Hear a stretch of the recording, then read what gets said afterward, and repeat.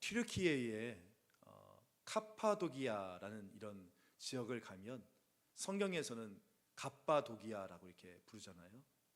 이곳에 가면 데린 쿠유라고 불려지는 작은 시골 마을이 있습니다. 이 데린 쿠유라는 것은 튀르키예어로 깊은 우물이다라는 의미를 가지고 있어요. 그런데 그냥 완전 깡촌 시골입니다. 주위를 둘러봐도 볼품이라고는 아무것도 찾아볼 수 없는 완전히 그 작은 시골 마을이에요. 그런데 놀랍게도 이 마을은요, 어마어마한 비밀을 땅속에 숨기고 있습니다. 이게 무슨 말이냐면, 이 데린 쿠유라는 곳은 이 카파도키아를 대표하는 기독교의 성지로 그 밑에 엄청난 지하 도시를 품고 있는 그런 마을인 거예요. 첫 번째 사진 한번 보여주실래요? 네, 저렇게 생긴 집이 시골 가운데, 이 논촌 가운데 완전히 저 집이 한 채가 세워져 있습니다. 근데 저 집이 뭐냐면, 저 집은 지하 도시로 내려가는 입구예요. 저 집 안으로 들어가면 입구가 나오거든요. 저 집의 입구를 통해서 들어가면, 두 번째 사진도 보여주십시오. 저게 입구입니다. 저렇게 쭉 내려가는 좁은 길이 있어요. 그래서 보통 일반 사람들은 허리를 거의 이렇게 숙이고 지나가야 됩니다. 저 같은 경우는 막 오리걸음으로 걸어갔어요. 저게 내려갈 땐 괜찮거든요. 올라올 때가 문제입니다. 거의 몇 분을 이렇게 올라와야 되는데 억소리가 나. 옛날 군대 때 얼차례 받았던 그런 느낌들이 나더라고요. 아직 아니에요. 아직 아닙니다. 나더라고요. 저 입구를 통해서 들어가면 가파른 길이 쭉 나오는데요. 세 번째 사진 지금 보여주실까요? 자, 저렇게 놀랍게도 저 지하 입구를 들어가면 마치 개미굴처럼 연결되어져 있는 엄청난 지하 도시가 나오게 되어지는 겁니다.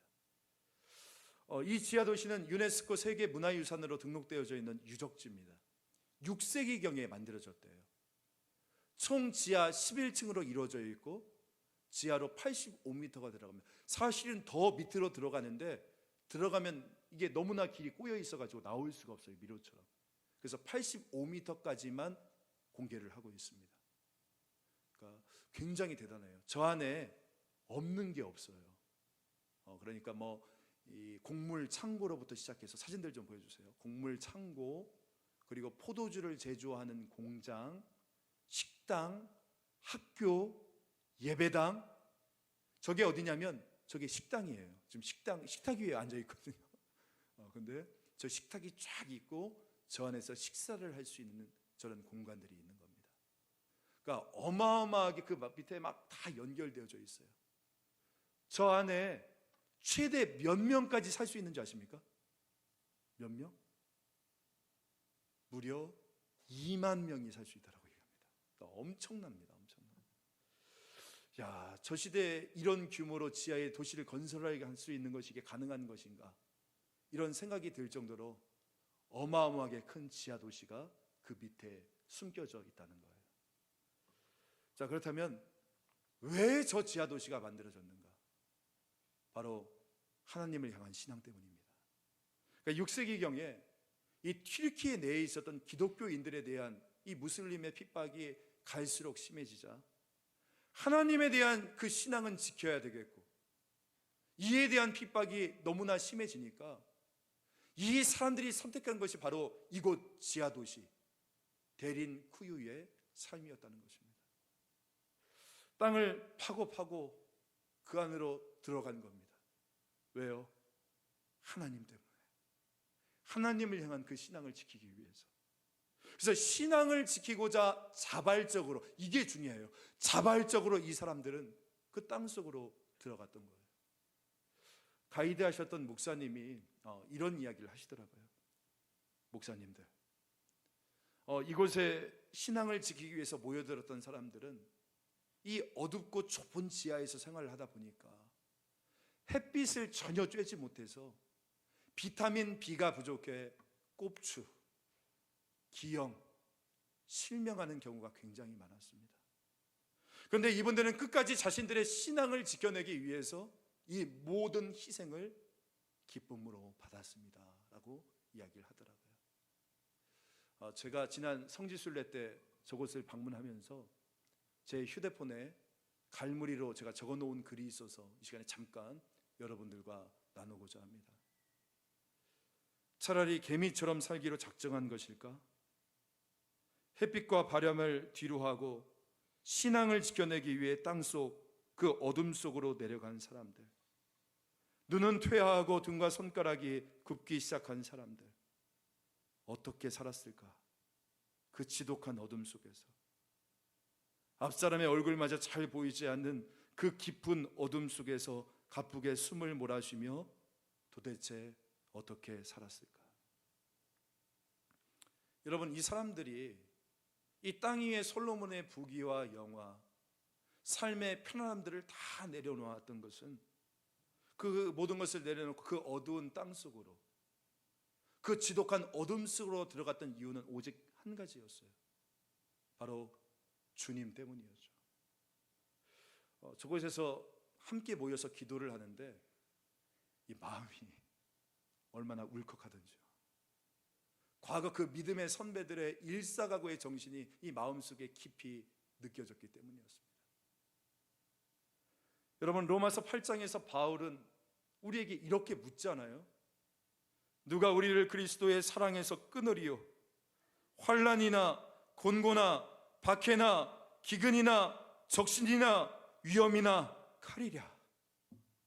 그러면서 37절에서 자기가 대답을 합니다. 우리 같이 한번 읽어보겠습니다. 시작. 그러나 이 모든 일에 우리를 사랑하시는 이로 말미암아 우리가 넉넉히 이기느니라. 아둥바둥 이긴다가 아니에요, 여러분. 어쩌다가 이긴다가 아닙니다. 우리가 넉넉히 이기느니라. 왜요? 내가 믿음이 좋아서? 내게 능력이 있어서? 아니죠. 뭐라고 얘기합니까? 이 모든 일에 우리를 사랑하시는 이로 말미암아. 다시 말해서 주 예수 그리스도의 사랑으로 말미암아 오늘 우리가 이겨도 넉넉히 이길 수 있음을 믿으실 수 있길 간절히 소망합니다. 우리 로마서 8장 39절 같이 다시 한번 읽겠습니다. 시작. 높음이나 깊음이나 다른 어떤 피조물이라도 우리를 우리 주 그리스도 예수 안에 있는 하나님의 사랑에서 끊을 수 없으리라. 믿으시면 아멘 하십시오. 아멘. 저는요, 방금 읽었던 이 말씀을 우리의 삶 가운데 생생하게, 그러니까 살아있는 그림처럼 보여주고 있는 그 교보제가 있다면 바로 오늘 이 말씀의 다니엘이 아닐까, 이런 생각을 해보게 되었습니다. 여러분, 이 다니엘의 사자굴 이야기는 주일학교 다녀보신 분들은 다 알고 있는 이야기지 않습니까? 선극도 참 많이 했잖아요. 저는 주로 사자 역할을 많이 했어요. 많이 했던 기억이 납니다. 무슨 내용이에요? 다니엘이 사자굴에 던져졌는데 하나님이 그 사자의 입을 확 입틀막 하셨대. 와, 하나님 킹왕짱. 아니, 이게 우리가 주일학교 때 배웠던 내용이잖아요. 그런데 우리가 주일학교의 시선에서만 머무르서는 안 되고, 지금 이 6장이 우리한테 주목시키고 싶은 것이 무엇인가를 우리가 볼 수 있어야 되는데, 그게 뭐냐면, 여러분, 이전에도 이 다니엘의 세 친구를 포함해서 다니엘이 죽음의 위협 가운데 구원받은 사건들이 있지 않았습니까? 뭐가 있었습니까? 왕의 음식을 먹는 사건, 금신상에 절하는 사건, 풀무불에 던져지는 그 모든 사건들. 그런데 이게 중요합니다. 그때는요, 한결같이 뭐였냐면 자기 의지와는 상관이 없었어요. 그러니까 그냥 갑자기 하루아침에 죽게 되어진 겁니다. 출신 성분 때문에, 역할 때문에, 직업 때문에 그 배교를 할 수밖에 없는 상황 가운데 막 그냥 갖다 대어지니까, 강제되어지다 보니까. 그러니까 다니엘도 지금까지는 내가 어찌할 수 없는 그 상황 가운데서, 내가 선택할 수 없는 그런 상황 가운데서 지금 죽음의 위협을 받았단 말이에요. 그런데 오늘 이 6장의 말씀이 특별한 게 뭔지 아십니까? 그것은 바로 이번에는 다니엘이 스스로 선택했다는 겁니다. 이게 중요한 거예요. 무슨 말이냐면, 여러분, 왕이 사인했던 이 법은 배교를 조장하지 않습니다. 우리 지난번처럼 뭐 왕의 신상에 절하라 이런 내용이 아니잖아요. 사실은 어떤 내용입니까? 왕을 숭배하라 이런 내용이 아니라 딱 한 달만 기도하는 것을 멈춰라 이런 법령이었지 않습니까?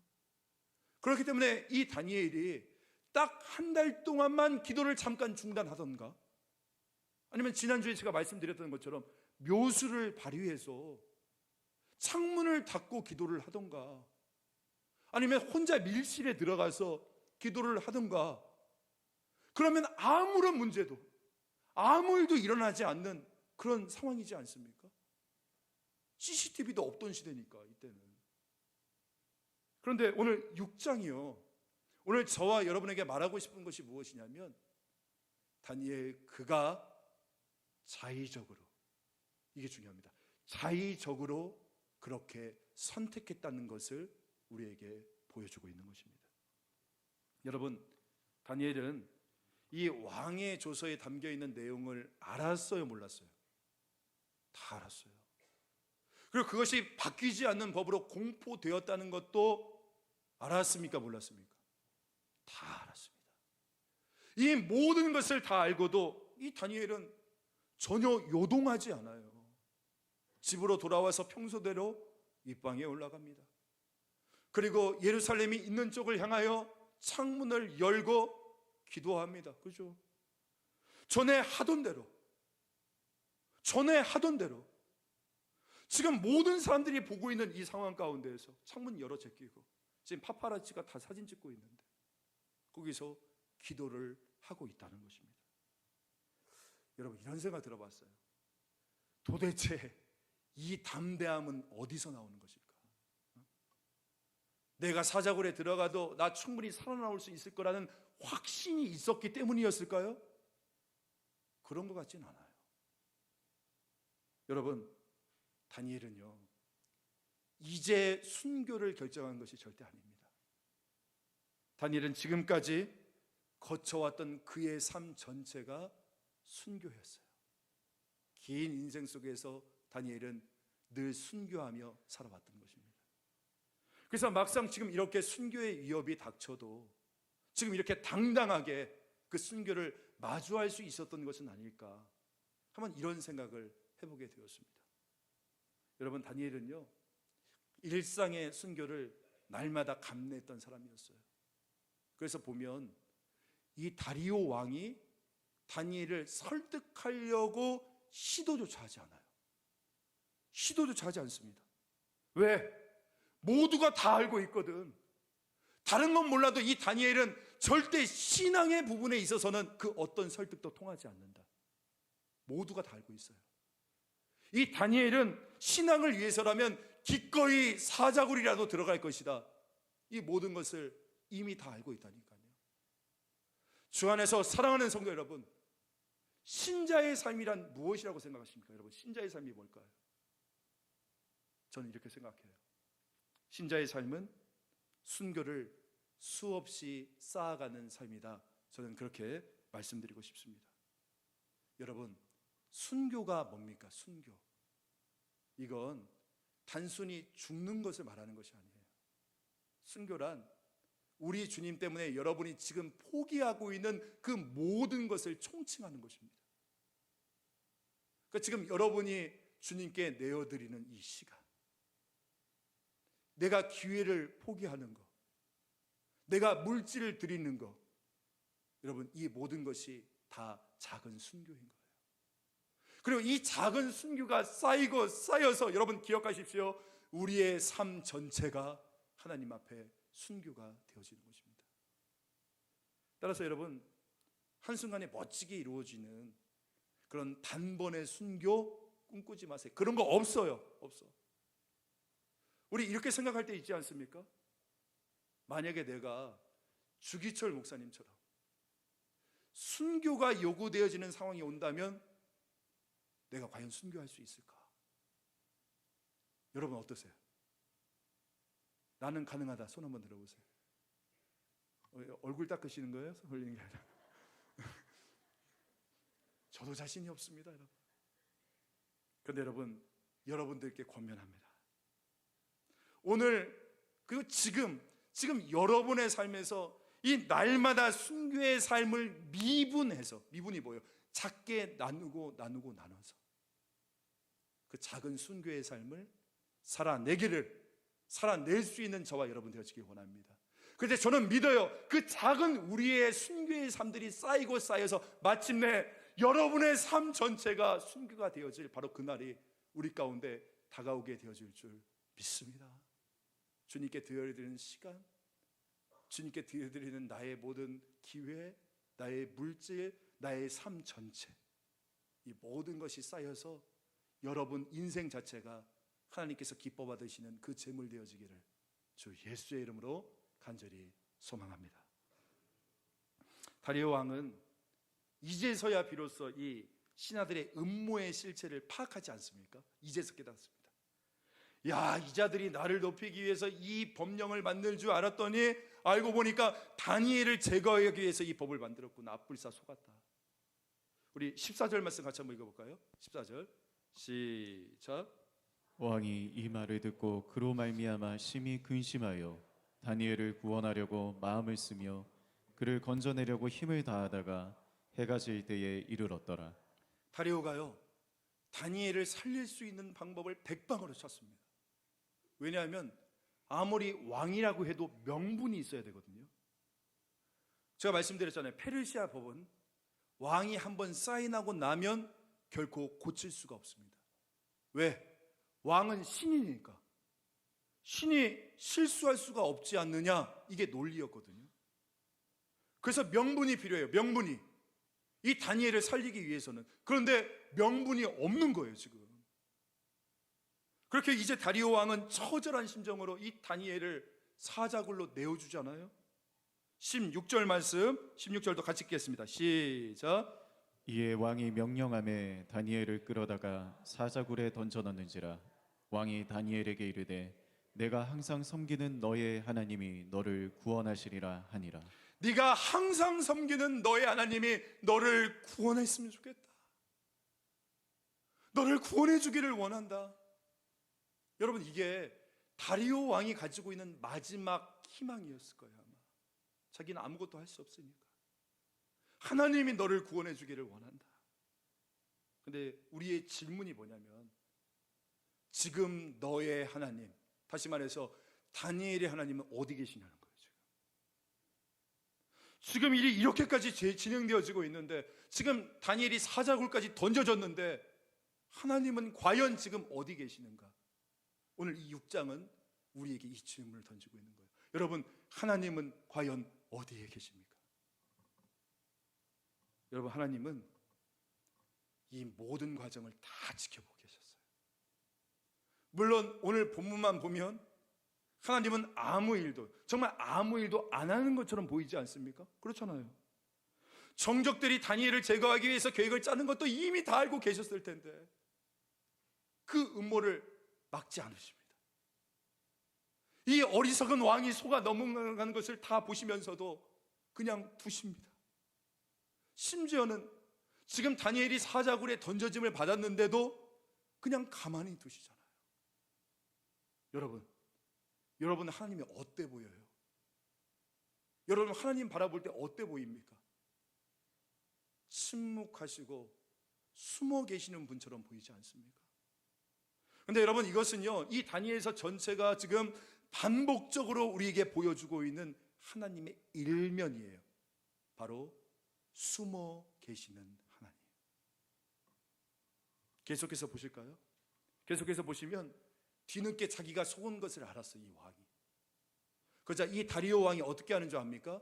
금식을 합니다. 음식을 먹지 않으면서 불신자인데도 불구하고 이 다리오 왕이 하나님께 간구를 해요. 살려달라고. 하지만 하나님은 대답하지 않으십니다. 다니엘이 이 기도의 금지령이 내려진 것을 알고 있음에도 불구하고 어떻게 했습니까? 늘 기도하던 자리에서 전에 하던 대로 기도했지 않습니까? 기도했잖아요. 그런데 6장에 보면 다니엘이 기도하고 주님께 나아갔지만 하나님이 다니엘의 기도를 들으셨다는가? 응답하셨다는 그 내용이 나옵니까? 안 나와요. 나오지 않습니다. 여러분, 다니엘서에는 하나님이 한 번도 등장하지 않습니다. 하나님은 철저히 자신을 감추고 계신다는 거예요. 자신을 감추시는 하나님을 우리가 6장에서 보게 되어집니다. 그런데 여기서 끝입니까? 아니라는 거예요. 여러분, 다니엘이 사자굴에 들어간 이후에 밤이 지나서 새벽이 되었습니다. 다니엘의 생사가 너무나 궁금했던 이 왕이 새벽부터 달려나와서 다니엘의 이름을 부르짖는 거예요. 20절 말씀, 다니엘이 등굴에 가까이 이르러서 슬피 소리질러 다니엘에게 묻되, 살아계시는 하나님의 종 다니엘아, 네가 항상 섬기는 내 하나님이 사자들에게서 능히 너를 구원하셨느냐? 여러분, 지금 다리오 왕의 목소리가 어떠했을 거라고 생각합니까? 한번 상상해 보세요. 다니엘아, 네가 항상 섬기는 너의 하나님이 너를 사자로부터 구했느냐? 어떤 목소리였을까요? 살아있는 것을 확신했던 목소리였을까요? 아니면 죽음을 전제했던 슬픔에 가득 찬 목소리였을까요? 저는 후자였을 거라고 생각합니다. 그런데 그 순간 이 사자굴로부터 아주 선명한 다니엘의 음성이 들려오기 시작하는 겁니다. 우리 21절과 22절 같이 읽겠습니다. 시작. 다니엘이 왕에게 아뢰되, 왕이여 원하건대 왕은 만수무강하옵소서. 나의 하나님이 이미 그의 천사를 보내어 사자들의 입을 봉하셨으므로 사자들이 나를 상해하지 못하였사오니 이는 나의 무죄함이 그 앞에 명백함이오며 또 왕이여 나는 왕에게도 해를 끼치지 아니하였나이다 하니라. 화면 그대로 띄워주세요. 여기서 우리가 주목해서 보아야 될 표현이 있습니다. 바로 뭐냐면 이미 그의 천사를 보냈다는 거예요. 이미 여기 동그라미 치십시오. 이미 보냈다. 이게 무슨 말입니까? 지금 다니엘은요, 이 다리오 왕에게 여호와 하나님께서 이미 사자굴에 들어와 계신다는 것을 말하고 있는 것입니다. 아니, 하나님은 다니엘이 사자굴에 들어오기도 전에 여러분 기억하십시오. 이미 그의 천사를 보내셨다니까요. 할렐루야. 이미 사자의 입을 봉하셨다는 것입니다. 저는요, 저 이미라는 말이 얼마나 통쾌한지 모르겠어요. 지금 하나님께서 이 모든 상황을 한순간에 뒤엎으셨다는 거 아닙니까? 어디 계신지조차 몰랐던 그 하나님, 숨어 계시는 하나님, 철저하게 침묵하시고 관망하신 하나님께서 사실은 이미 지금 완전히 판을 뒤엎어 버리시는 것입니다. 할렐루야. 주의 이름을 찬양합니다. 이렇게 우리는 이 역전의 하나님, 게임의 체인저가 되시는 이 하나님을 우리가 만나게 되어지는 것입니다. 여러분, 그동안 다니엘은 어떻습니까?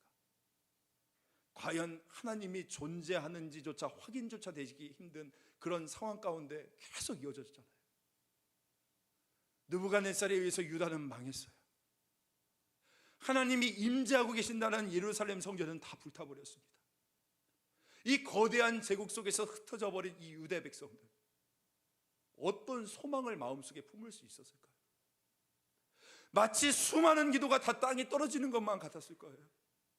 하나님은 그 어디에도 보이지 않습니다.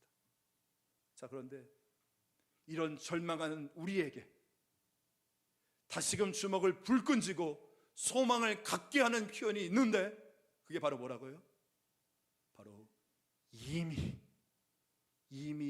그의 전사를 보냈다는 거예요.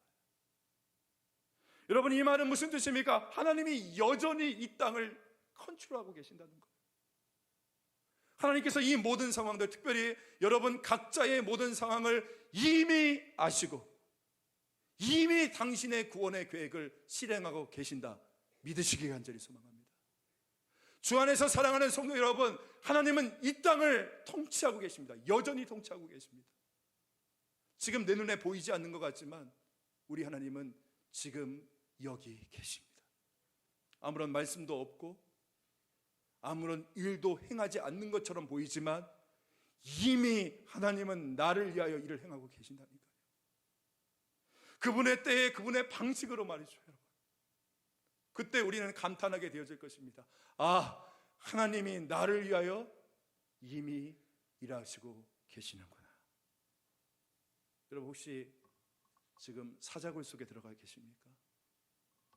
질병이라는 사자굴, 자녀라는 사자굴, 재정이라는 사자굴, 두려움이라는 그 사자굴 가운데 여러분 계십니까? 하지만 여러분 잊지 마세요. 게임 체인저, 역전의 하나님이 오늘 저와 여러분과 함께하고 계십니다. 그래서 오늘 우리가 아무리 사자굴에 들어가도, 세상에 그 어떤 왕도 나를 건져낼 수 없는 그 사자굴에 들어간다 할지라도 거기서 우리는 우리를 위해서 지금도 열일하고 계시고 역사하고 계시는 그 역전의 하나님을 만나게 되어질 줄 믿습니다. 여러분 믿으십시오.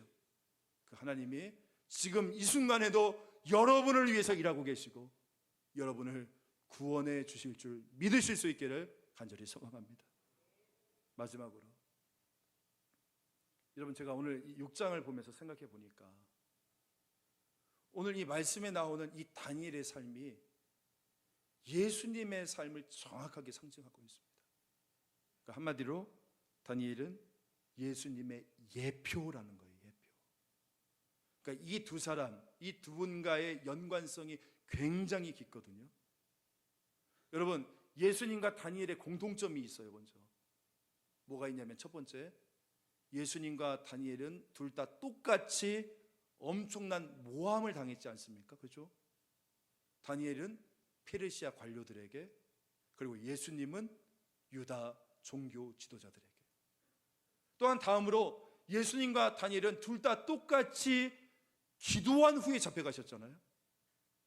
예수님은 겟세마네 동산에서, 다니엘은 집에서 창문을 열고 기도하다가, 마지막 세 번째로 다리오 왕이 다니엘을 살리고자 했던 것처럼 예수님도 빌라도가 어떻게든 살리고자 했지 않습니까? 왜요? 그의 아내가 와서, 여보 꿈이 이상한데 저 남자 건들면 안 됩니다. 어떻게든 살려야 됩니다. 그래서 빌라도가 어떻게든 살리려고 했지 않습니까? 여러분, 이 모든 광경들이 굉장히 흡사합니다. 그런데 자, 이게 중요해요. 근데 예수님과 다니엘 사이에 결정적으로 다른 점이 한 가지가 있어요. 그게 뭔지 아십니까? 여러분, 다니엘이 사자굴에서 걸어 나올 때 있잖아요. 이때 성경에서 이렇게 표현하고 있어요. 23절 말씀에 보니까 그의 몸이 조금도 상하지 아니하였다. 조금도 상하지 아니하였다는 말을 영어로 스크래치라고 얘기합니다. 유진 피터슨의 메시지 성경을 보면 이 부분을 이렇게 해석을 되었어요. 조금도 상하지 아니하였다. There are not a scratch on him이라고 나와요. Not a scratch. 그러니까 하나도 스크래치, 상처가 없었다라고 말합니다. 다니엘이 사자굴에 들어갔는데 몸에, 우리 흔히 그 이야기잖아요. 기스 난다라고 하잖아요. 기스가 하나도 없었다는 거예요. 여러분 믿어지십니까? 저희 집이 강아지를 키우거든요. 이 강아지가 제가 퇴근해가지고 이 문을 딱 열고 들어오는 순간부터 저를 기다리고 있다가 막 저한테 점프해가지고 막 저를 막 긁어요. 방금에서. 걔 때문에 이 무릎이 나만하질 않아. 다리가 온 다리가 상처투성이에요. 강아지 한 마리만 키워도 온몸에 상처투성인데 보세요. 사자굴에 들어갔는데 조금도 not a scratch, 스크래치 하나도 없었다라고 나오는 거예요. 자, 그런데 예수님은 어때요? 여러분, 예수님은 어때요? 예수님은 나로 스크래치가 아니라 풀 스크래치예요. 온몸이 다 상처투성이었다는 겁니다. 안 그렇습니까? 머리에는 가시면류관이 박혀 있었고, 양손과 양발은 모지 있었고, 옆구리에는 로마 병정의 창이 박혀 있었고, 온 몸은 로마 병정의 그 잔혹한 채찍질로 온몸이 갈기갈기 찢어져 있었어요. 아니, 다니엘은 예수님을 예표하는 인물이라면서요. 그러면 다니엘에게 아무런 상처가 없었던 것처럼 예수님도 상처가 없으셔야죠. 왜 예수님의 온몸이 상처투성이십니까? 여기에 대해서 이사야 53장은 우리에게 이렇게 이야기를 해주고 있어요. 그는 실로 우리의 질고를 지고 우리의 슬픔을 당하였거늘 우리는 생각하기를 그는 징벌을 받아 하나님께 맞으며 고난을 당한다 하였노라. 그가 찔림은 우리의 허물 때문이요 그의 상함은 우리의 죄악 때문이라. 그가 징계를 받음으로 우리는 평화를 누리고 그가 채찍에 맞음으로 우리는 나음을 받았도다. 우리는 나음을 받았도다. 이 말씀이 얼마나 제 마음을 흔드는지요. 이게 무슨 뜻입니까? 오늘 말씀에 따지면 이 다니엘 그가 아무런 상처가 없었던 이유, 오늘 우리가 아무런 상처가 없는 이유, 그 이유가 뭐라는 거예요? 그가 찔림은 우리의 허물 때문이요 그가 상함은 우리의 죄악 때문이라. 그가 징계를 받음으로 우리는 평화를 누리고 그가 채찍에 맞음으로 우리는 나음을 받았도다. 그러니까 우리 예수 그리스도께서 저와 여러분의 상처를 대신해서 저 갈보리 십자가에서 우리의 모든 상처를 대신 받으셨기 때문에, 풀 스크래치 하셨기 때문에 우리가 나로 스크래치, 나음을 받았도다. 오늘 이걸 말하고 있는 거 아닙니까? 여러분, 이것이 바로 십자가의 은혜가 되어지는 겁니다. 예전에 이런 이야기를 들은 적이 있어요. 닭을 치는 헛간에 불이 났습니다. 그래서 서둘러서 불을 끄고 보니까 암탉 한 마리가 이 날개를 쫙 펼친 채 바닥에 검게 타 죽어 있는 거예요. 그래서 그 죽은 암탉을 치우고자 그 날개를 거두어 보니까 그 날개 밑에서 작은 병아리 새끼들이 째악째악 소리를 내면서 기어 나오더라는 거예요. 그러니까 이 암탉이 자기의 생명을 희생하면서 그 새끼들을 지켜냈던 거죠. 여러분, 그 모든 것을 암탉이 받고 있었어요. 그 모든 불길, 그 모든 고통, 그 모든 아픔, 자기 생명 지키기, 자기 자식 새끼 생명 지키기 위해서 마치 십자가에 달리셨던 그 예수님처럼요. 여러분, 이 순간에 이렇게 생각할 수도 있습니다. 목사님, 제 안에 상처가 많아요. 누군가의 갈등으로 인해서 아직까지도 남아있는 앙금이 있고 상처가 있어요. 제가 지금 투병 중인데 이 질병으로 인한 상처가 제 안에 있어요. 사람으로부터 배신받아서 제 안에서 아직까지 이 남아있는 상처 어쩔 수 없고요. 교회에서 받은 상처 아직 다 사라지지 않아서 뚜렷한 상처 자국으로 남아있어요. 배우자 때문에, 자식 때문에, 내가 하나님께 붙들고 기도했지만 응답이 없어서 오늘 우리의 마음속에 상처가 많잖아요. 그런데 여러분, 그때마다 우리가 이 상처 가득한 우리가 어떻게 나로 스크래치, 어떻게 상처 없이 우리가 다시금 일어날 수 있는가?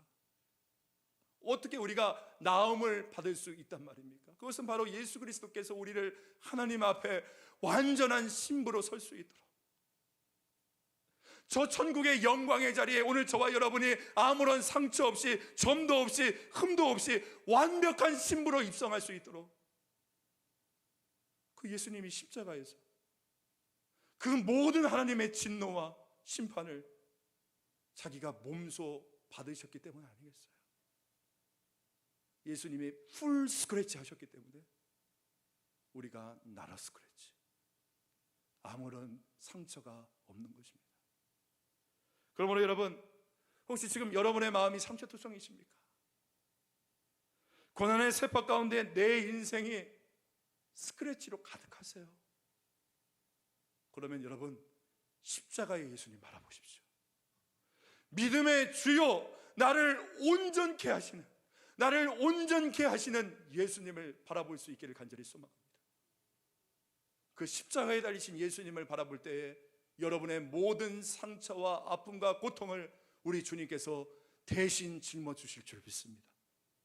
그리고 한 가지 더 부탁하는 것은 전에 하던 대로, 여러분들 작년에 하셨던 대로, 여러분들이 가장 열심히 뜨겁게 주님께 하셨던 대로 올해도 기도의 창문을 열고 믿음의 창문을 열고 섬김의 창문을 열어서 주님께 당당히 나아갈 수 있는 저와 여러분 되어지길 간절히 소망합니다. 네, 하나님께서 이 다니엘을 사자굴에서 끄집어내듯이 오늘 상처 가득한 저와 여러분의 인생을 완벽한 주님의 신부로 완벽하게 영화롭게 회복시켜 주실 줄 믿습니다. 그리고 한 가지만 말씀드리는 거, 여러분, 나뿐만 아니라 우리 주위에 그 상처받은 영혼들이 얼마나 많이 있습니까? 그분들도 예수님 바라볼 수 있어야죠. 오늘 여러분들이 그분들에게 예수님이 저기 계신다는 거 가르쳐 주세요. 그분들을 바라볼 수 있도록 여러분들이 안내해 주십시오. 여러분들이 그 영혼을 품고 기도하며 복음을 전할 때 그 상처 가득한 영혼들도 주 예수 그리스도의 십자가의 은혜 가운데 온전히 회복되어지는 역사가 임하게 되실 줄 믿습니다. 같이 바라보며 나갈 수 있는 저와 여러분 되시기를 주님의 이름으로 간절히 소망합니다.